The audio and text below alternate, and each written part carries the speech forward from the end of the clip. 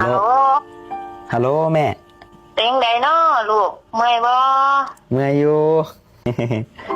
กินข้าวแรงแล้วบ่โอ้กำลังกินได้น้ำพริกได้ซุปหน่อไม้ได้ปิ้งไก่แล้วก็ซุปบะเขือกับผักแซ่บบ่ลูกแซ่บอยู่แม่มากินน้ำกันเด้อกินแน่กินเพื่อแม่แน่บ่เมื่อไหร่น้อสิได้กลับมาหาแม่นี่เร็วๆนี่ล่ะเดี๋ยวจะหอบเงินหอบค่ำไปหาเด้อกินฮอดลูกได้ยังนี่บ่ให้บ่ล่ะ